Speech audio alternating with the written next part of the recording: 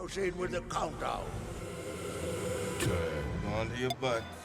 9, Get to the chopper! 8, Welcome to the party, pal. 7, Bueller. 6, Where we're going, we don't need roads. 4, That's a big twin. 3, Game over, man. Game over. I am serious. And don't call me Shirley. Smile, you son of a...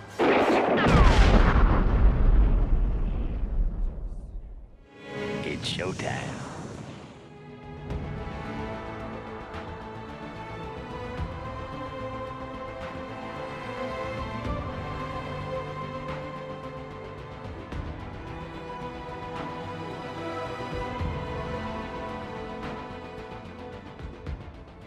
Welcome everybody to Dead Jester Cinema, and we are here once again with Todd and Vern. And if you remember last year, we kind of dove into Ghostbusters Frozen Empire, and this year we are back again. We're going to dive into, it's the first big MCU movie this year, right? Right. Yeah. It's hard because you kind of lose track of these things. They all kind of blur together. Anymore, That's yes, true. they do. They really do fucking blur together. We are going to dive into Captain America Brave New World. No, it's been out for a little while. I was kind of on a vacation, if you will, a sabbatical. My mom was in town, so I was gone for 2 weeks. So I probably could have done this sooner, but here we are. And yeah, I think we all... I know at least Todd and Vern probably share my sentiments on this movie. Some probably a little bit more extreme than others. We'll see here, but yeah. So, Brave New World happened. Who wants to kick this off? Well, I mean, Vern had the line before we actually jumped on here with that I may snip and play right here for you guys. It stinks. So, anyway, Vern, what did you think of Brave New World? Okay. Boy, that says it all. Thank you, guys. We'll catch you around. Rant incoming. Yeah. To be honest with you, all right. So, I thought it was okay. I didn't think it was like the greats. I didn't think it was like one of the greats, but I didn't think it was that bad either. There's some things that I liked about it, and then there's some things I have issues with. So that's how I could put it in a nutshell. Todd, you're up. I had noted that I wore this Captain America shirt because it represents my feelings of this movie, which are full-heartedly neutral. It's actually good. It's like Bert said, it's an okay movie. One of these days we're going to review a blockbuster movie that I'm going to find either more or less than okay. Yeah. But yeah, like it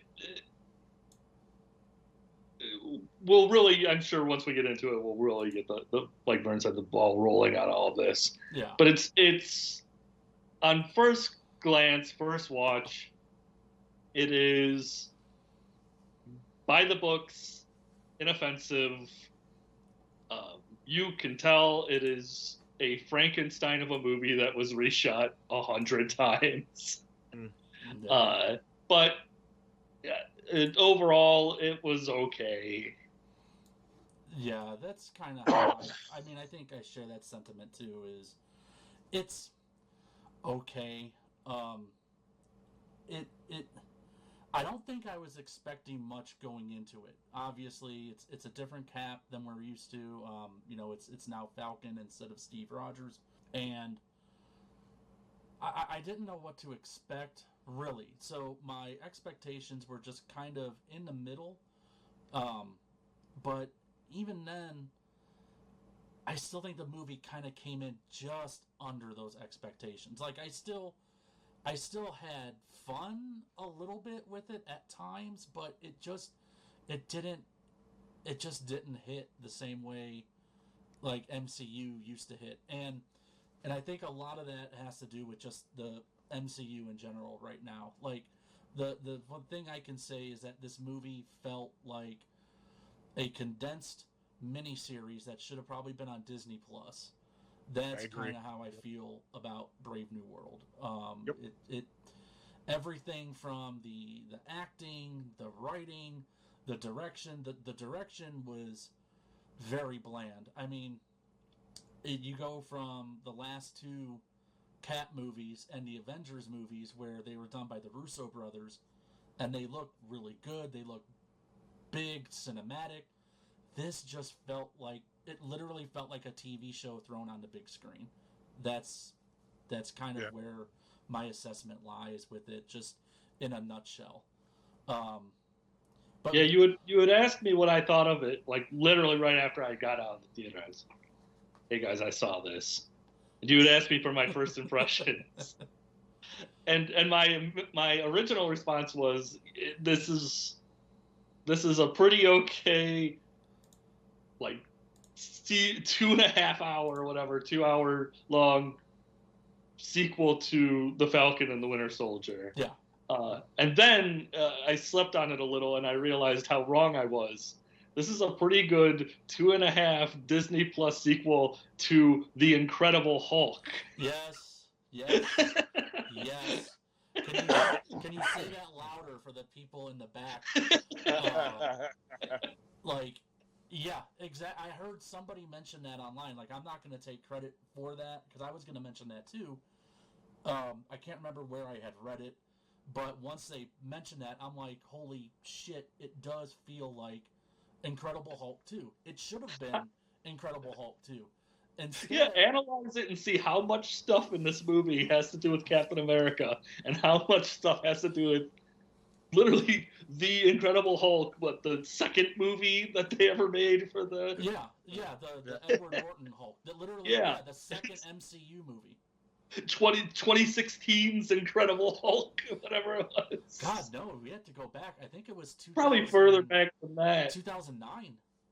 I don't know. Time is a nebulous blur. It all just runs together. I think you have to go all the way back to 2009 because I want to say Iron Man was that 08?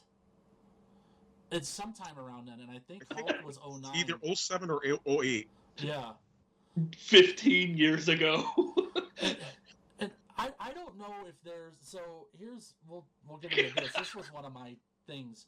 I didn't know... Is there some sort of rights issue still with the Hulk? Yes. And I think Paramount and MCU? Sony, I think... Is it Sony? Does Sony still... No, Sony is Spider-Man. Sony Spider-Man. It was Paramount. Is it Paramount? Okay. Yeah. Yeah, they still don't own... I don't think they still own the full rights to the Hulk. And see, that's why, like... Sony kind of... When Sony does shit with Spider-Man, if it's a Spider-Man movie, it's usually either or it's pretty good. Like... When it's the shit outside of it that is just whatever. But whenever they do a Spider-Man movie that doesn't have Spider-Man in it, and it's just laughably bad. But Paramount hasn't done a damn thing with the Incredible Hulk. They're just sitting on it, holding the damn IP hostage. If that's the case, well, aren't they waiting to be sold? Paramount? Yeah, I thought because isn't Paramount owned by like CBS or vice versa or something like that? That's good. Yeah, I have no clue. Yeah, so I think there's some issues with that. See, yeah. Oh, I had thought. No, go ahead. I had thought the rights had reverted back years ago when it was like around the same time when Marvel got back. I think Ghost Rider and Punisher. I thought they had gotten Incredible Hulk back from Paramount as well. But if this is any indication, I guess it hasn't. I guess they're still locked up somewhere to where they can't do a feature-length movie with Hulk. And because that's everything that this movie felt like it should have been, but they just removed Bruce Banner and just tried to shoehorn in Captain America for whatever fucking reason, because it didn't make any sense to me. Right, and I brought up that they kind of done this already with the third Thor movie was essentially Ragnarok, yeah. Yeah, Ragnarok was essentially Planet Hulk. Yeah. Yeah. And that somehow came out pretty good. It actually worked. Yeah, and this one, it was like, it felt like they were just trying to grab whatever they could. And yeah, and I think the reason why, well, the big difference why Ragnarok worked over Brave New World is you still had Hulk in Ragnarok. He still was a central figure in that story. So yeah, it's Planet Hulk. That is, like you said, it's just Planet Hulk with kind of Thor thrown into there, and those two kind of storylines with Ragnarok and Planet Hulk kind of intertwined. They intertwined it well. This, it's a Hulk story that they just removed that character out of. So I think that's the big issue here, is why this movie kind of just felt bland, is because it's a story that doesn't have the main character it should have. And that's not speaking ill on Anthony Mackie, because I think he's great. He's a really good actor. He does a really good job. I do like him as Captain America. Yeah, it's a shame that the first Captain America movie with Sam Wilson as the main character is the one that's not really good. Yeah, and that I it's hate making a lot of money, but it's not really. The story is just not all that great. It's not there. No. Well, we'll see what it does after this. Is it the second? Will be its second weekend right now?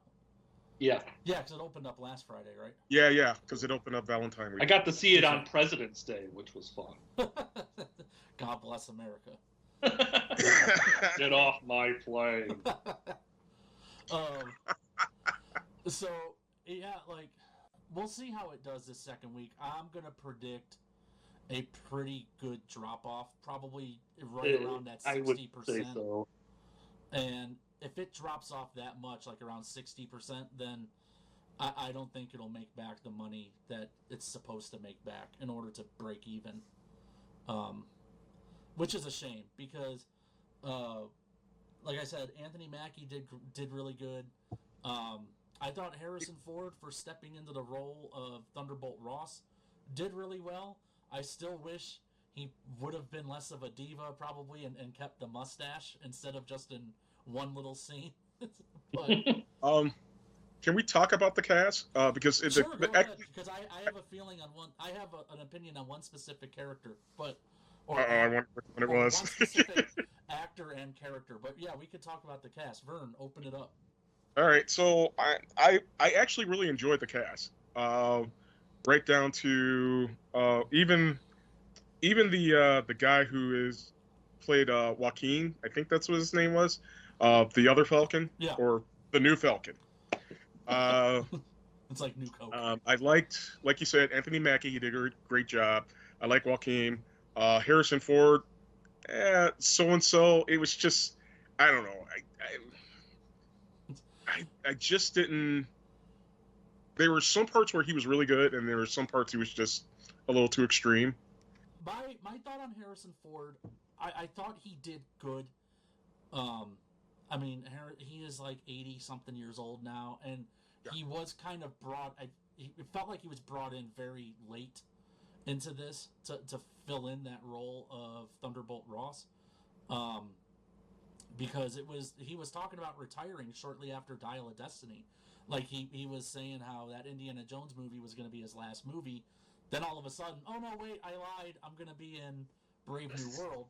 And it felt like Marvel was really like kind of up shit creek with what they were going to do. And we're like, all right, Harrison, we worked with you on Dial of Destiny, but here's a shit ton of money. Just come read some lines, and then we'll CGI you for... But for what it felt very, like you said, safe. I didn't think he did bad. I still think Harrison Ford, even if he kind of phones it in, is still good enough to get the job. He's still done. Harrison Ford. And yeah, just put a cardboard cutout. Just flip him around. Like, it's just that one of Harrison is Indiana Jones. Like, Ross, are you feeling okay? It's just Indiana Jones being moved around. Like, Get off my plane. But like the curious thing I thought though was they had Sam Elliott sitting right there from the Incredible Hulk, or not from the Incredible Hulk, from the Ang Lee Hulk movie years ago, and they could have tied that into, since they're all about multiverse shit now. But he's getting quite up there though. I mean, he would, don't get me wrong, he's great. He's got to be about the same age as Harrison, right? Just about. I mean, without Googling. Yeah, probably. And I know he's still acting. So Oh well, he's doing voice acting with Family Guy. So yeah, so they could have easily had brought him back if they wanted to. Maybe he didn't want to do it, but that would have been my alternative. Would have been like, multiverse this shit. Okay, we were just gonna bring in Sam Elliott now, and he's Thunderbolt again. the one actress who played she was a security for the president. Oh, you're talking about the other widow? Yeah, her name is Shira Haas, and she played Ruth Bet Serpa, and that they said that she was like a Black Widow, like she was from the Red Room. The Red Room, yeah. Yeah. So, anytime that you ever want to discuss about the Red Room or whatever, the best one for that one to learn about the Red Room is Agent Carter, the first season, because they really go into that Black Widow. Don't bother. Yeah, that movie again.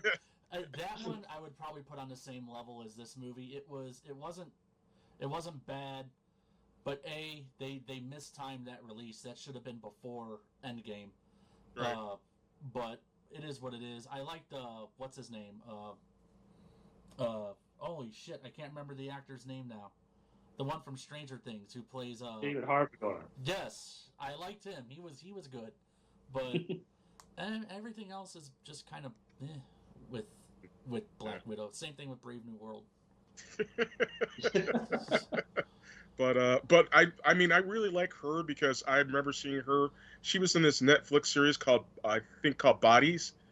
And if you ever get a chance, watch it. It's awesome. You got to pay attention to it. But I even liked her character, especially when she's kicking butt. She is so incredibly short. Yes, she is. Yeah. It's like, okay, we all watch wrestling here. Hopefully, viewers that are watching this, if you haven't just tuned out by this point, it's those. If you follow wrestling, what it reminds me of is somebody like the size of Liv Morgan going up against like Rhea Ripley. I don't care how good of a fighter you are, the optics of it just look bizarre. Like she was really small, and yeah, I couldn't get into her character. I kind of got to go back now. Was she in the Black Widow movie? No. She wasn't. Okay. No. But no. Actually, we should talk about her character for a little bit. Originally, she's based off of a character named Sabra, who's kind of not really an Israeli Captain America, but kind of an Israeli Captain America.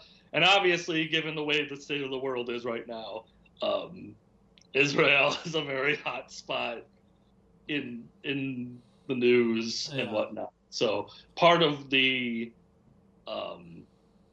recuts they've done of this movie was to kind of alter her character a little.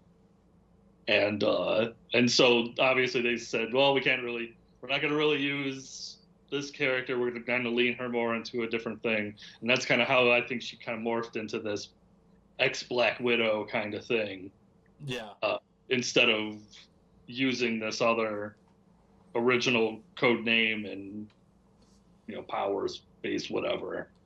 It does seem like the Widow aspect was kind of shoehorned into that. Like, they just kind of touch on it. Oh, this is what she was, and then it's gone.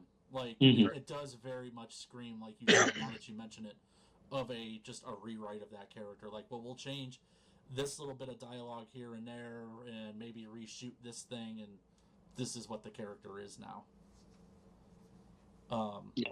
Tone down certain aspects of the character, and There was of what I had read, there was actually a fairly large boycott of this movie, specifically because that character was involved. Oh, wow. really? Yeah, I didn't know that. I didn't. That's the Yeah. first time I'm hearing on it. There's Yeah. if you ever look, and I only did at glances mostly, just like the back end of this and the Discord of this movie. There's you start to see why it had a million different recuts and rewrites and reshots, and and this movie really suffers for it. Is like you watch the movie just knowing any aspect of any of the behind the scenes stuff on this, and you see like the Frankenstein's monster of a movie this is. We're just gonna quilt this together. Yeah, it's you see, like, if you look at the movie closely, you see every little bit of the stitching that goes along with You it. see somebody's grandmother just or crocheting. My fingers hurt. So very old one. It's like the old people in Happy Gilmore, and they're like, my fingers hurt.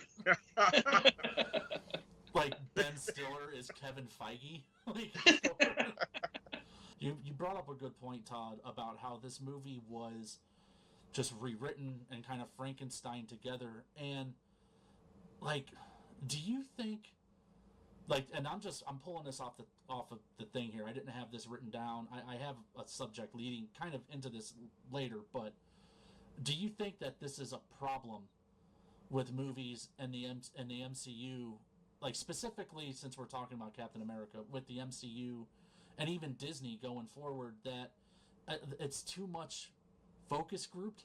Like there's too, like, they're too worried about offending people, and I don't want to be one of these things like, you can't offend, like, everybody should be offended, blah blah blah, like, but I feel like when you start, okay, we're not going to offend this group, and now we're not going to offend that group, and now we're not going to offend this group, what you get is a very bland product, and right. it just feels just blech.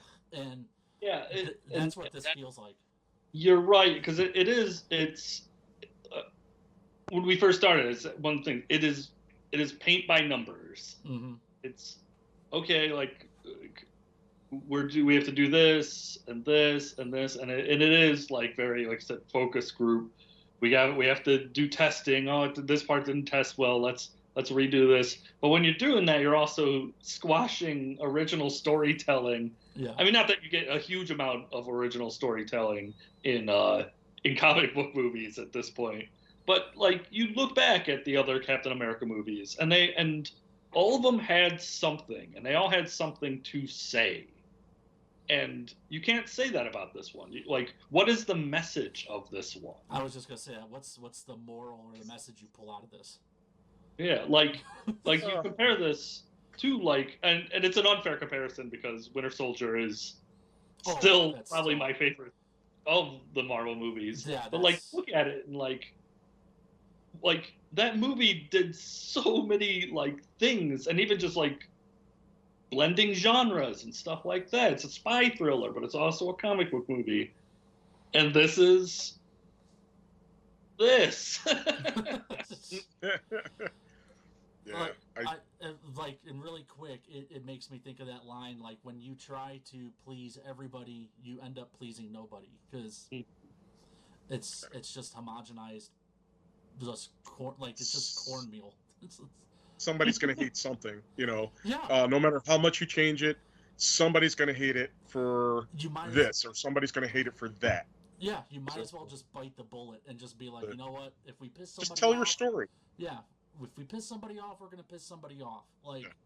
that's the way it kind of, I think, has to go moving forward. You can't try to just, like, kowtow to any specific group or any specific political thing. It's just like, just tell the story you want to tell, and then let the chips fall where they may afterwards, and then we could discuss afterwards about, what the message is. Like, you know what I mean? Yeah, it's kind of funny that you say that and that you asked that question, because I just recently watched an interview, and I know this is going a little off base, with the Wayans brothers, and and they asked him, "Is like, would you do Living Color?" Again, he goes, "No." Oh, that He goes, couldn't- "Absolutely not." He goes, "You can't do it in this time because of technology." Because he goes, when they were doing it in Living Color, you know, you couldn't get the messages that it was always email or something, or something that slowed it down. But with today's technology, he goes, "Absolutely not. We wouldn't, No. we wouldn't do it." It doesn't feel like it's coming from a creatively a good place, and I don't know if that's the people that are in charge.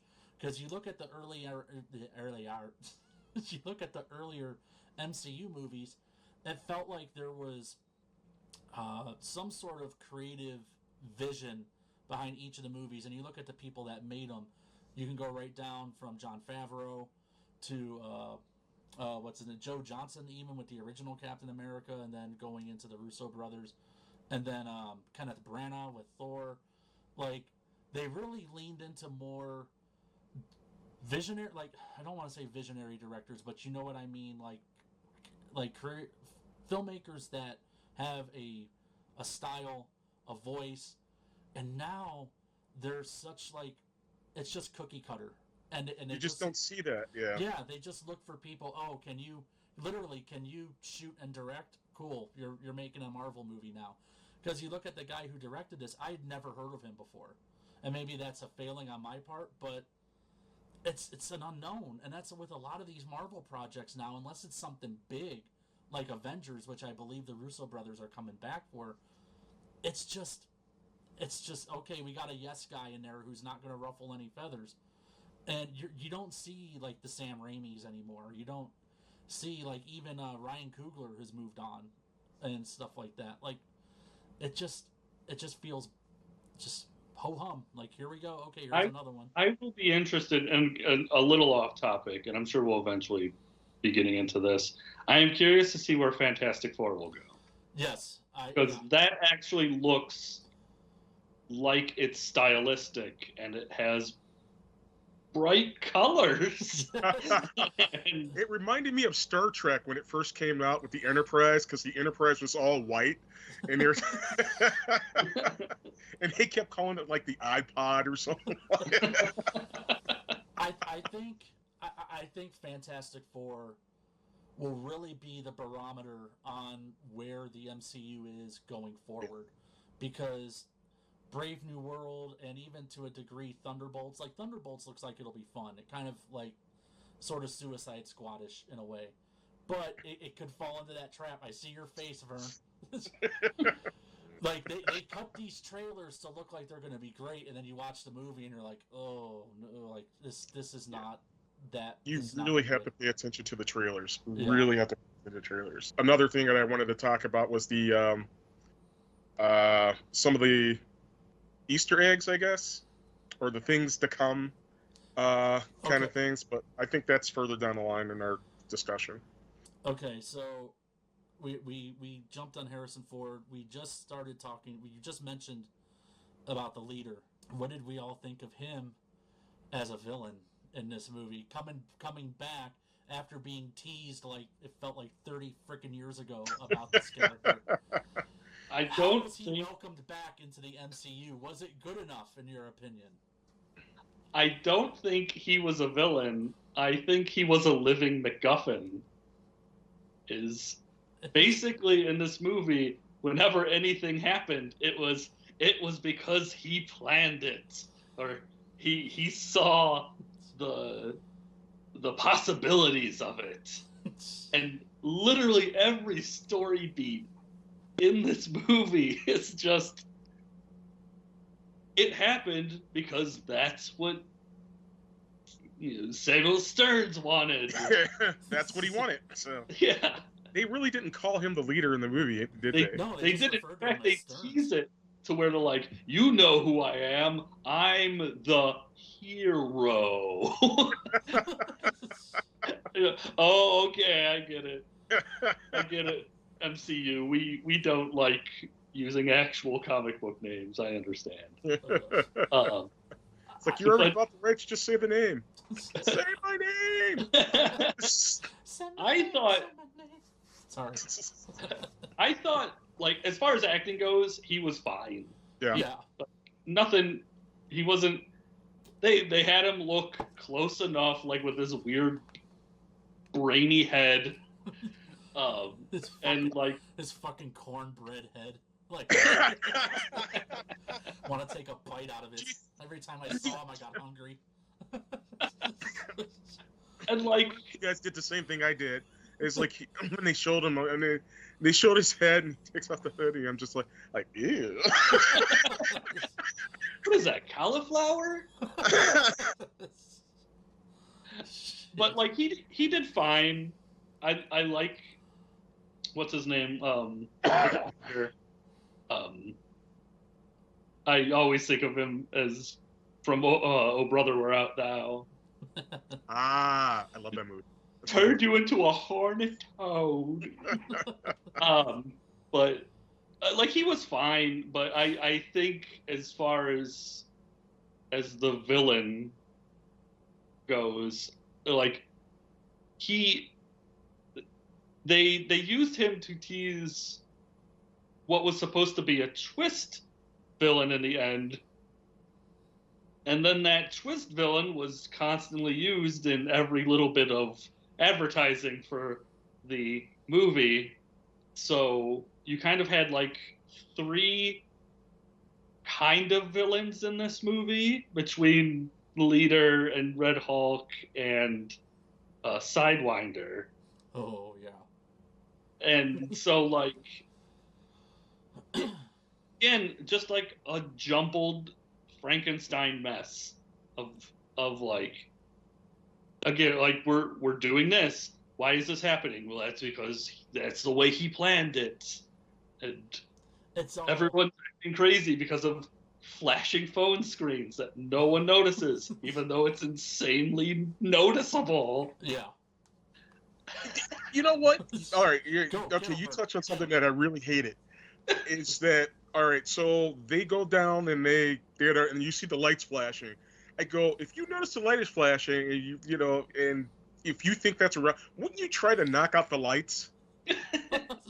I mean, and it takes them forever to find out that like the flashing lights are hypnotizing people, right? And like everyone's like, "What? That can't be possible!" And like, this is a movie with a Hulk in it. You can't tell me that hypnotism from flashing phones is a thing that can't happen. But not only that, we had fucking Buckley how many movies ago? Like, that wasn't even like giving him epileptic seizures with lights to hypnotize him. You just have to read from a goddamn book. Words. Yeah, it was four or five random words, and he snaps. And I mean, I know they mentioned that in this, but that's the same lot. Like, oh, that's not possible. The fuck it isn't. Like, fucking aliens that can morph into other people. Like, but no, like, you can't get hypnotized over a series of lights over a phone. Get the fuck out of here. That's just so BS. We're past the blip stage in this. Like, half of humanity was wiped out by a fucking golden glove, like wielded by an alien. But we can't process that people can be hypnotized by lights. Cell phone. Yeah. He's like, why didn't he just swing a watch? pull out Batman Returns, the Penguin with the umbrella, and just spin it in front of him. No, like, yeah, I like Stearns. I appreciate all the connections back to the Incredible Hulk. That it felt like, okay, this movie that was kind of pushed aside and has been the bastard of MCU for years is starting to they're reworking some of those elements back in, but like they just didn't give him anything to do. He was just there, and just there. Yeah, he just shows up and talks. There's really no action with him. This probably could have been done a number of different ways. In a Cat movie, it probably could have been cooler if it was some sort of Hydra sleeper cell or a Hydra-esque cell that was trying to manipulate the president and Thunderbolt Ross instead of the leader. But or let me just throw something at you. Maybe you could have used some kind of society of serpents.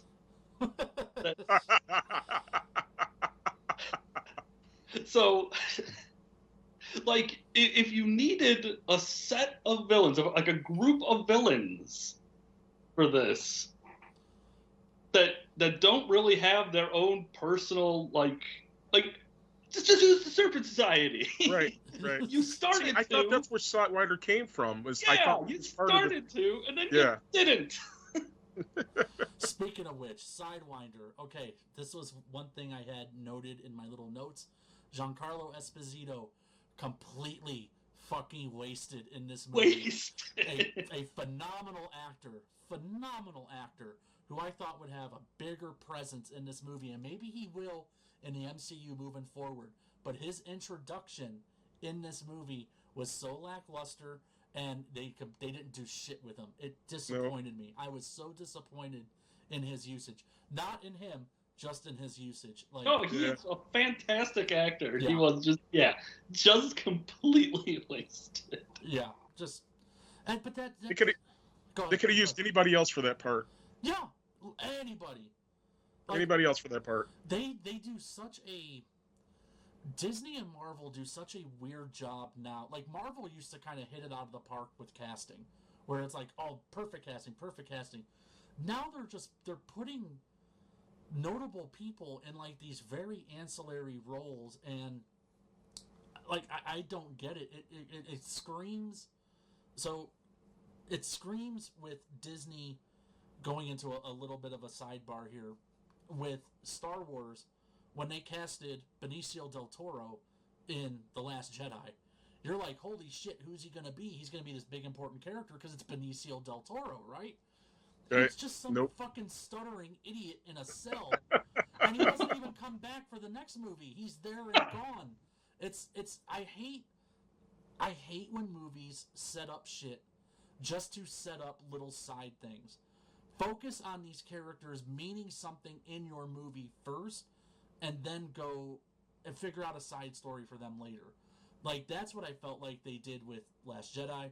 That's what I felt like they're doing with Giancarlo Esposito in this. It's like, we'll find a movie to just introduce him, then we'll do something with him later. Like, no, fucking make him meaningful in this one. Like, I don't know. Like, I'm get the only up- one that feels that yeah. way, because, like, that's Get what an it up and feels comer. like. Why can't you get an up and comer doing that part? Like, hey, we got this part for you. It's it's not much, but it's like, but it's kind of like, get your foot in the door. Yeah. So, Like, And it's just again another example of this Frankenstein stitching because I'm pretty sure a bunch of his scenes were probably cut out. shot Probably cut. material that were just fit in. Yeah. Mentioning wrestling like how I did earlier. What's his nuts was supposed to be in this? Seth Rollins. Really? Yeah, he shot scenes to be in this movie. Now he wasn't, can't remember what the role he was, but I think he was part of that group with Giancarlo Esposito, but all his scenes got cut out. So that, again, like Todd alluded to with how this movie is just sort of like pieced together and stitched and like ripped apart and re-sewn. And Yeah, like, I had heard rumors that Diamondback was supposed to be in this too. wow. Which would have been a really cool character to have in this because she's actually connected to Captain America and the Serpent Society, and she kind of starts as a villain and becomes like an ally. Oh man, that would have been great. It would have been really cool. but instead, we'll just shoehorn in all this Incredible Hulk shit for whatever reason. Okay, so you mentioned the WWE stuff, and this is another thing I kind of want to get into too. The fight scenes. The fight scenes seem so ho-hum. You know how you see like behind the scenes and how people are fighting behind the scenes and it's slow motion kind of thing. Yeah. That's kind of how I felt all the fight scenes were in this one. They never actually sped up the footage. No, they actually didn't speed it up. Or I was gonna say they reverse Bruce Lee it, where like they had to shoot Bruce Lee and then tell him to slow down because he was going so fast. It's like, oh, can we crank this footage more because they're wrestling like two old people fucking like. It's just It was like watching Batman and Robin. No, it was like watching the Adam West Batman when they're fighting. Batman 66. Yeah. all we're missing is like the pows and the like, Like, yeah, yeah, and I was disappointed in the fight scenes. I mentioned it earlier about how they just get directors that they're just kind of either journeymen or they're up and comers, and they're just yes people. They're there to Or they're not in trouble. yeah, they're there to just yes sir, like we will do exactly what you want. And there's no creative stamp that any of these guys put on these films. They're just there to churn this shit out. And I think they've gotten to a level of the bottom of the barrel of these up and comers, to where the style is bland, and the way they shot this movie and the way it was directed didn't do the fight scenes any favors. There is a scene specifically that sticks out, and it's in the hallway when I think Cap and the new Falcon are going to the leader's base or wherever he was hiding out at, this little laboratory. And this is when it's revealed that what's-her-face is a widow, or like there's more to her than meets the eye, like Transformers. And Did she make the noise? Transform into a rewrite. there's a lot of that in the script room with this. This script offends this person. But no, there was a big fight scene in the hallway, and yeah, I thought like, okay, this is cool, like kind of a confined space, even though fights in hallways seem to have been fucking done to death at this point in everything I've seen. It just wasn't shot well, and it was hard to follow, and it literally felt like they did it in like, yeah, it felt like they did it in like 2 or 3 takes, and we're like, okay, we're done, moving on. Even the fight scenes, even when they were flying around, like at what's, admittedly, I didn't see the Eternals, so that island thing, that giant, I forgot what they call it. Celestial Celestial Island. Celestial Island. When they're flying around that, even that was just kind of boring. Like, I mean, the like, action was just boring. it's just flying over open water. Yeah, I mean, there was nothing visually appealing about any of the fight scenes in it. There was nothing memorable. Like, go back to like Civil War, the fight between Iron Man, Cap, and Bucky, and look at that. Like, that's a fucking well-crafted fight scene. Here, like, I don't know. Like, I just don't know. Like, it just didn't grab me. Nothing about this movie reached out and grabbed me. Yeah, it's to the point where, I mean, me and my friends were talking about this, and we said between Captain America, Thor, and Iron Man, you know, which ones did we like the best? And we all said Captain Americas. Those first 3 were definitely the most consistent. Yeah. And because we didn't think that the Cap movies would be that great. But they were, and I think a lot, like you said, the Russo brothers were directing it, but there was a lot of cloak and dagger too. Yeah. There was a lot of mystery to it. Their scripts were well written scripts. Oh yeah. Like I said before, that's the problem a lot with the movies nowadays, is everything feels like it's just a marketing ploy to set up the next thing, and then that next thing sets up the next thing. Whereas you go look at those earlier MCU movies, they felt like really good, contained movies that had little Easter eggs that could set up something later. Right. But they were contained movies that told. They were just trying really hard. They were such scrappy movies back then.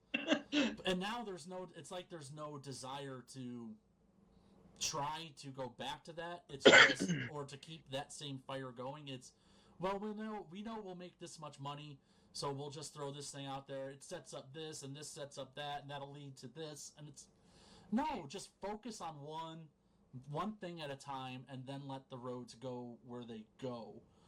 But yeah, but the Cat movies, like, going back to that, they're probably my favorite. like the trilogy of Cap. Like I remember when the first one came out, I was kind of like, oh, Joe Johnson, really? Like they got the Diet Coke Steven Spielberg to do a World War II. You don't talk that way about a man who made The Rocketeer. But you know what? I have over the year, but that was me back then. Like I've grown to actually really appreciate Joe Johnson as a director as I've gotten older. Like, yeah, he really leans into Spielberg, but is that necessarily a bad thing? Like, there's worse directors you could try to be. Yeah, like you're gonna lean into anybody. Spielberg is one of the ones like, okay, yeah, we can lean into him a little bit.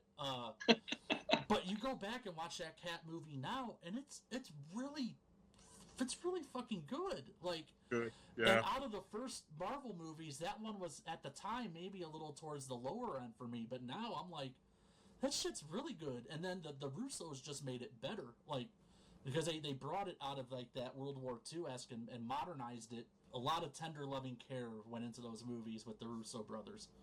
And let's be real, there was a lot of Cleveland references too, which we all appreciate. Which we all loved, yeah. Yes. I'll never forget when Winter Soldier came out, and that first thing, like that first scene with the guy who's like being killed or something, and it just says Cleveland. Cleveland. And I was like, yeah, Cleveland. The whole audience. Yeah, I killed that guy. Or no, Yes, wait, he it does- was that was Civil War. I'm sorry, because that was Yeah, it was the one.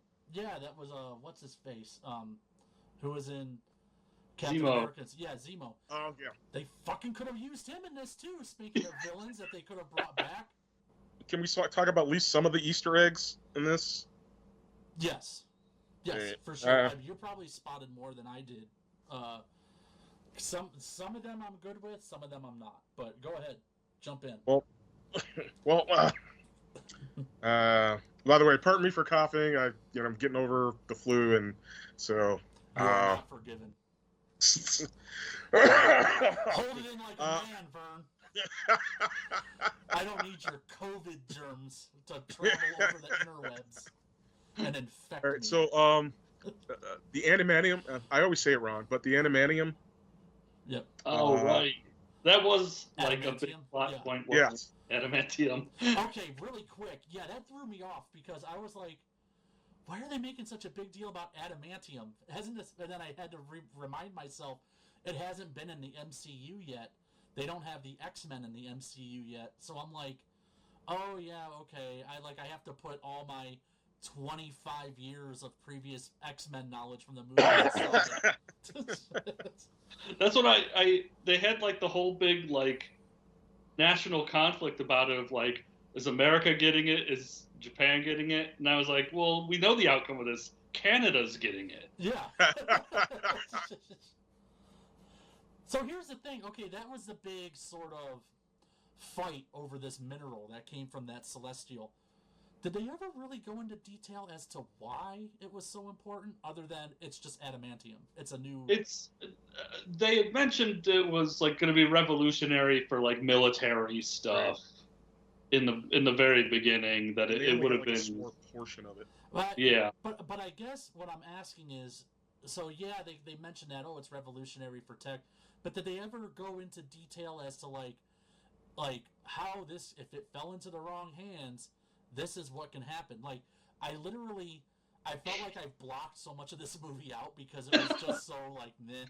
But I don't remember them saying that. I remember the thing about adamantium. I remember the thing about them saying, okay, it could be weapon shit, like how Todd said, with it could enhance military, because that's what Ross was going on about in his thing where the assassination attempt happens.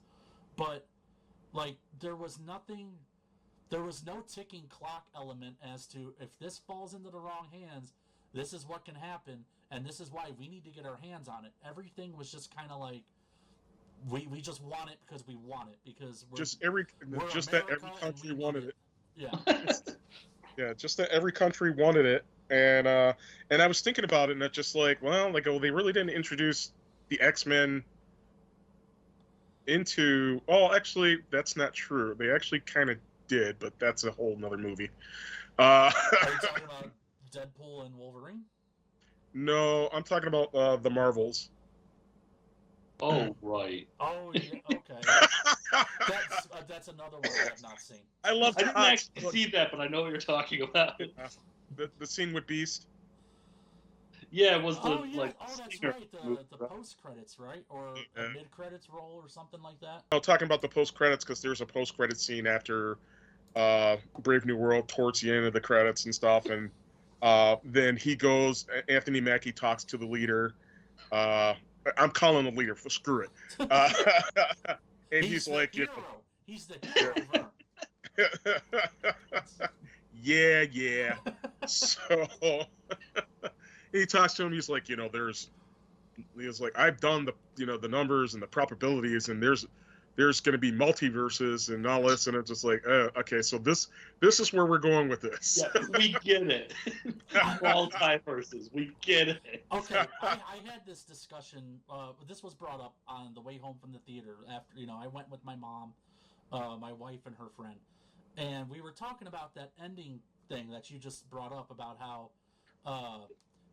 you're ready or it's something you're not prepared for the people from other worlds to come, and we were like, is he talking about aliens or is he talking about multiverses? Like, either, like when he mentioned like you're not prepared for what's to come, like people from other worlds, my first reaction was like aliens from other worlds, and then I started thinking, oh, is he referencing like shit like Galactus and things like that, maybe coming back after like the Fantastic Four shit and all that, like maybe he gets expelled and then is now going to be returning to wreak havoc or whatever.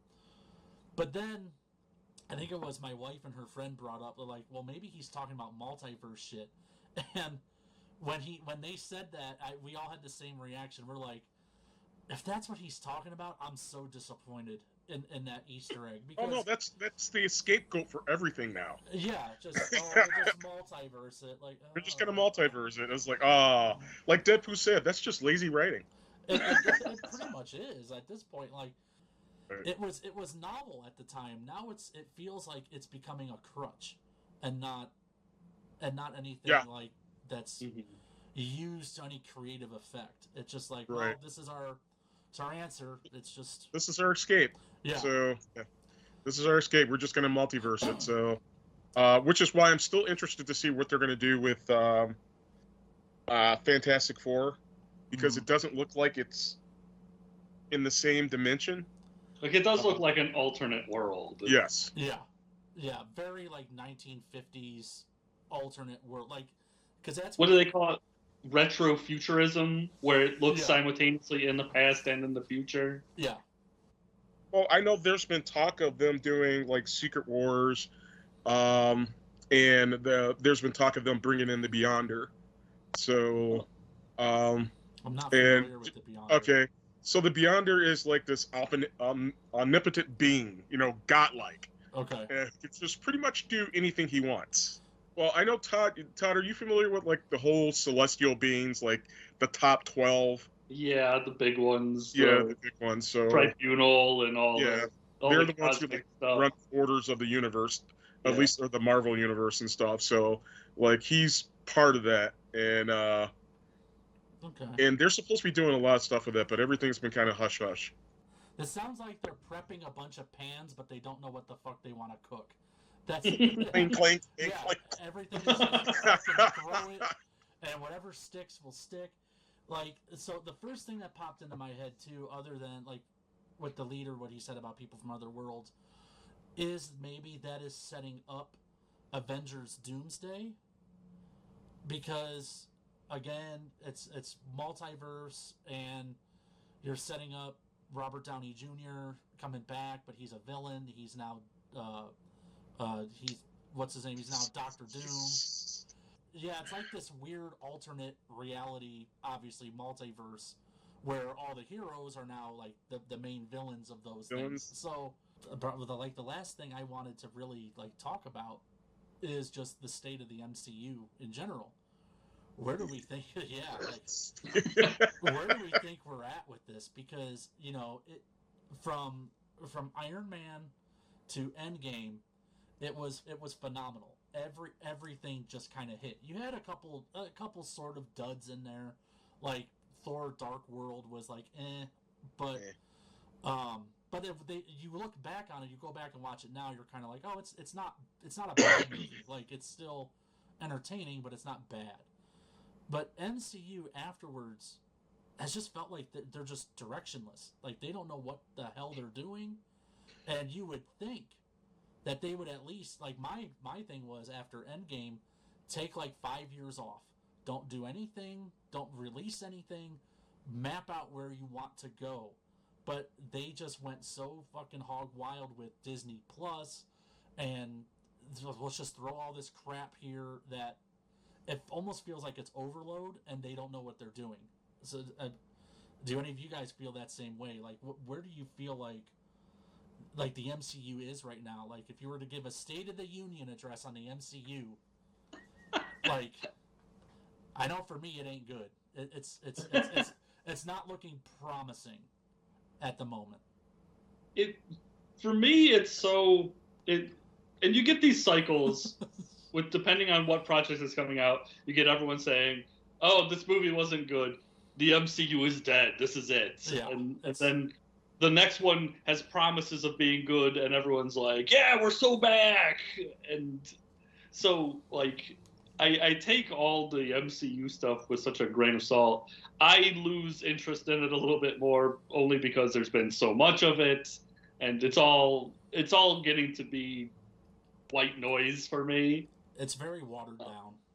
Yeah, and like, it's stuff like that. I think that they do need to, like, get a tighter structure on it, probably. Like, they're trying so many things to see what works. Like, they're throwing everything they can at the wall and seeing what sticks. Is the spaghetti done? No. Yeah, and like, that's the MCU to me right now. It's just them chucking spaghetti at a wall. And like, some of the stuff that's come out in like post like Endgame, like stuff like WandaVision was really great until it wasn't.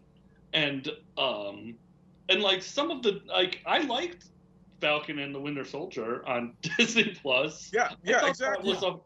I thought that was, it was great. I wouldn't say it was amazing, but I enjoyed it. Same thing with, like, Hawkeye. Like, they're making all these projects to me now that are so just like I've watched everything, and for the most part, everything I've said was, that's okay. That other one, that's okay. Yeah, that's okay. There's nothing that has wowed me, and it was I see the Fantastic Four, and like, I don't know if that's just a good trailer or what, but like, I felt like tingles of excitement, and it was like, yeah. But like, that's the only one I could think of in like 4 years that I've been like, oh wow, that looks like an actual movie. Like, all these other ones, I've been just kind of like, yeah, that was okay. So, so like, I don't know what it says with me and the MCU that, like, it's like, is it worse for me to look at these movies and say, oh, that's awful, or for me to look at these movies and say they exist? Let me, before you jump in, Vern, let me piggyback off that a little bit and say, okay, like, I think because the bar was so high coming off of everything from Endgame prior, that the current stuff that's out now just feels very bland. If we weren't coming off all those movies, if none of that existed prior, we would probably look at this MCU stuff maybe a little bit more favorable. But like you brought up, the projects that they did were like, so WandaVision, I actually really liked it. Once I understood where they were going with it in its own sort of story, I liked it, and I liked the way that tied into the Doctor Strange and the Multiverse of Madness. Hawkeye was good. Like, I enjoyed it. Falcon and Winter Soldier, I liked it. I think I liked it more for the Johnny Walker character. Just this weird sort of, like, guy thrust into a position he wasn't ready for, and the ramifications of that. Like, I loved all that sort of stuff with it. But nothing, I think where I look at it as a state of the MCU is just where I say maybe I'm not hopeful, is just because it all feels directionless. Like, they make all these projects, but nothing is pointing towards any one way. It's pointing like, well, we're going to do Secret Wars. Okay, all right. And dealing with Sure. with the scroll and all that. Oh, okay, well, now we're going to Spaghetti. Yeah, it's... it feels like it's the end. Like, by this point in the original, I don't want to say in the original MCU, but in the movies prior, like Phase 2 or 3, we already kind of knew where we were going. It was all about the Infinity Stones. It was about Thanos. They haven't set that up, and I don't know if that's the fault of maybe, you know, something like, is his name Jonathan Majors? Like, Yeah. like, yeah, that ended up pretty bad. yeah, like, it seemed like they were trying to set up something with Kang the Conqueror, and then that fell through, so now it feels like they're just trying to fucking audible. But I heard that they're talking with him to come back. So Yes. maybe that's not completely scrapped. It's a weird situation. Yeah, it's, unless they're just like, maybe we made a mistake with this and trying to scrap Kang, and let's just get him back. Let's just pretend like that shit never happened. But Vern, Or what they do is they just bring him back and they have Doctor Doom do something to get rid of him. No, right away he'll get snuffed out. Yeah. Just do a quick baton pass. Keep running. But I think you guys will appreciate this analogy. The Browns. Oh no. I mean, That's that bad. to me. That's how the MCU is to me right now. Wow. Because every year it's kind of like, hey, you know, it's like, oh yeah, you know, it's like we're doing great and everything else, and then all of a sudden it's like you're just disappointed. So you get all that hopeful optimism, and you're saying that the MCU is just a consummate like 5-11 or 5-12 team. Just every year they come out. Oh, man. no. But yeah, that's my thing. Everyone looks back on the golden years when they were contenders. And that's kind of how I see it. I believe if they get the right people, they can pick themselves back up. But I mean, and by right people, I mean like whoever the producers are, who's ever playing, you know, puppeteer behind everything. You still have you know, like I said, we still have the Fantastic Four, so I'm hopeful the movie will be great. And they still haven't even started with X-Men yet, so No. Yeah, I'm hoping they have a great plan with that, and they need to go back to the basics of what they did when they started it with Iron Man, and then, you know, and just, you know, have a plan and follow through. It's just like, I think everybody's kind of afraid to do, and not just the MCU, but I think everybody is afraid of just writing what they need to write to tell their story, and stop making it like, you know, political and all this other stuff. Yeah. And yeah, I don't know. I agree with you. It's there's a lot of stuff that I get hyped about, and then it comes out and I'm just not overly thrilled about it.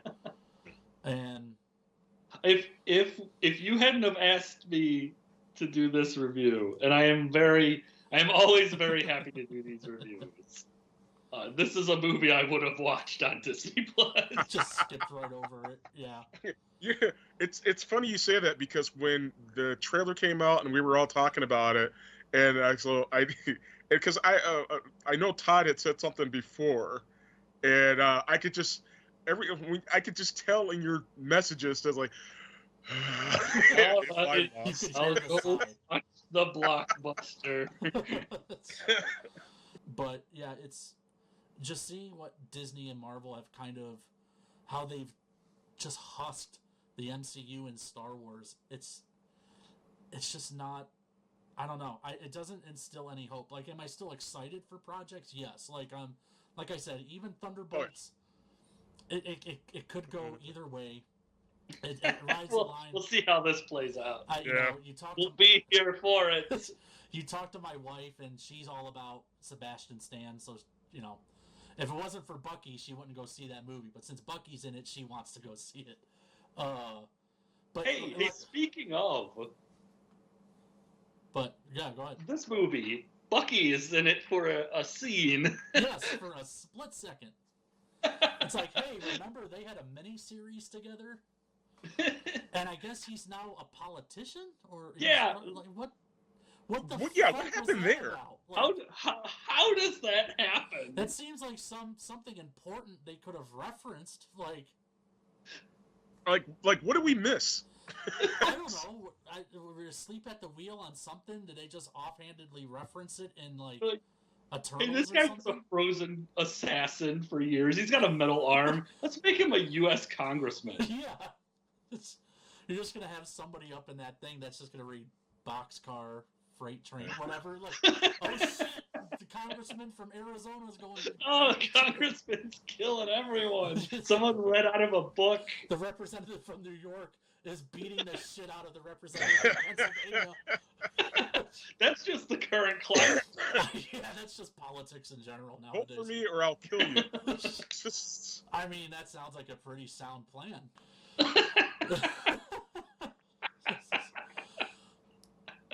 I think on that note, everybody just was like, yeah, I think we've beaten this dead horse enough. This poor movie. So if we had to recommend this to anybody, would you guys recommend it? If it's still out in theaters by the time, if you haven't gone to see this, if you've been on the fence, viewers that have hung around this long, Todd, would you recommend going to rush out to the theater to see this movie to anybody that hasn't seen it yet?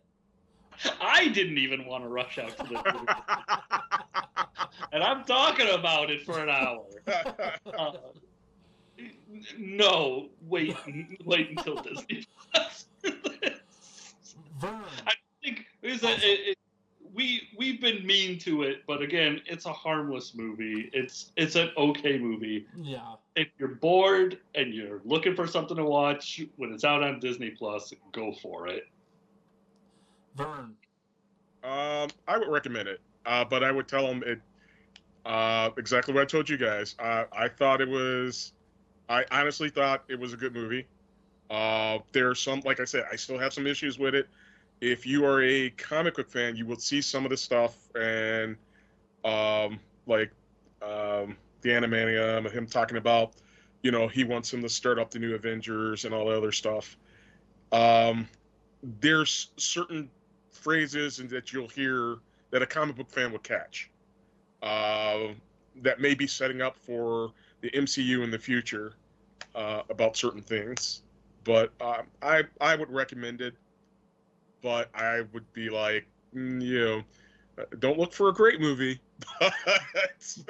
but you still might have fun with it. So, okay, my feelings aligned with Todd. I would, I actually was looking forward to this movie. However, would I tell somebody to rush out to the cinemas to go see it? No, it's not worth your money. Not worth your hard-earned money to go see it out in cinemas. Unless it's a deal day. If you can get out there on a deal day, fine, if you want to waste $5 on it, go for it. $5 Monday. Otherwise, like I said, it's just a Disney Plus movie, and that's probably where it's best watched is on Disney Plus.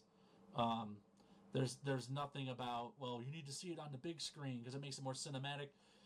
There's nothing cinematic about this movie. It's the acting is okay, but the direction is bland, the action is bland, the music is bland. Nothing about it, even right down to the story. There's nothing about it that screams you need to rush out and see it. Just wait for Disney Plus, and you'll probably get more out of it. But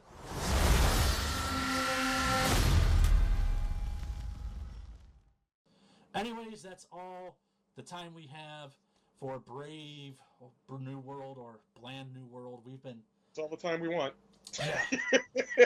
We've pretty much talked almost at like the runtime of this movie. We're at an hour and 26 minutes into this thing, and I feel like we've just hammered it to death. So, so for myself, thank you for watching. If you guys have hung around, we'll be back. I think the next one on the slate. Let me pull up my schedule here.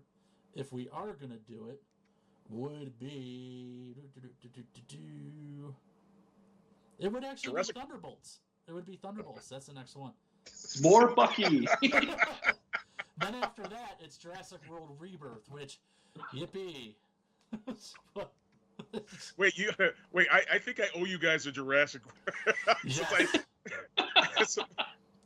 I think what we need to do is all get back on here before Rebirth and discuss Dominion, and maybe and because you really want to do that?